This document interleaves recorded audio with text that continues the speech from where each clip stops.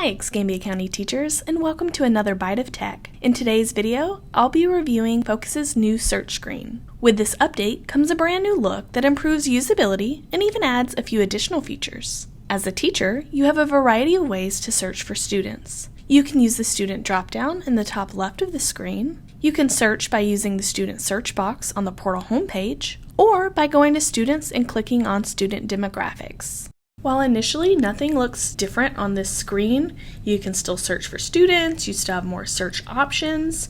You will notice that there is a blue hyperlink that says Use New Search. If you click that, the new search options will appear. The system does remember which option you select, so once you select that Use New Search, if you ever want to go back and use the original what we call legacy search, all you'd have to do is click Use Legacy Search, let the screen update, and you'll be able to search as you did before. You'll also notice you still have the same search options from this screen. It's just a different look. You can choose to search all your sections, the entire school if you have those permissions, and to include inactive students, as well as the more search options.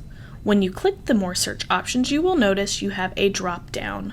Using the drop-down, I can go through and select information that I want to filter my search by. I can also use the search feature to type in keywords. So I'm going to go to absences and click daily attendance. That applies one filter. If I go back in and use that search feature, I can type in GPA, and that's going to pull in a filter for me to filter by GPA. If I needed to go and add additional, I would go right back to more search options, type in that field, for example, test history, and then the filter would be applied.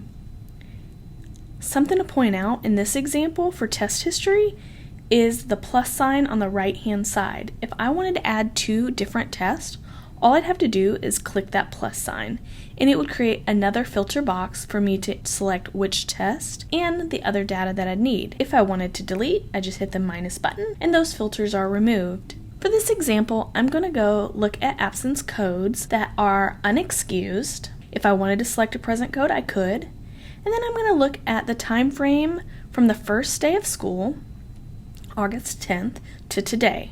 And I want to see students that have had anywhere between 5 and 10 absences. I'm going to make sure that my search all sections is selected, and then I'm going to look at GPA between 1 and 2. And then my marking period, I want it to pull from course history, but you do have that option to select the drop-down and select either the semester or quarter that you would like the information. Now before I move on, I want to show you a new feature. In the top right, you'll notice a floppy disk. This is going to allow you to save a search. So if it's something that you search frequently, it'd be super helpful to go ahead and save that. You can click the save, and then you're going to have a pop-up window come up. In that pop-up window, it's going to have you enter the title of your saved search. And then another pop-up will come up asking, do you want to create a student group from the saved search? You can say cancel if you only want to save the search, but if you want to save it as a student group, go ahead and select yes. You'll notice that your saved search is now in bold, that title right at the right hand. And if you wanted to add additional features, you could, and then just hit the save button, and it'll give you the option to either override and save to the current search or make a copy. You can also click the trash can to delete this saved search. When I click search, I'll get a list of all the students that meet those requirements. And again, you can see your filters in the top left-hand side of the screen. If I go back to the search screen, I can select more search options. From here, I can either search or scroll down to save searches. When I click that, I'll see a list of any saved searches I have. So if it was a different day and I came back and wanted to click on that, I would just select that saved search, and then I could either add to those filters or leave it as is, and then click search. Earlier, we talked about groups. I did save this as a group. So I can also go to my menu and go to groups. So if I go to my groups, I can also see all the information related to my saved search. I can see that information here because when I was using more search options earlier, I selected to save it as a student group. When you save it from that more search options, you'll notice that it's saved as a dynamic group.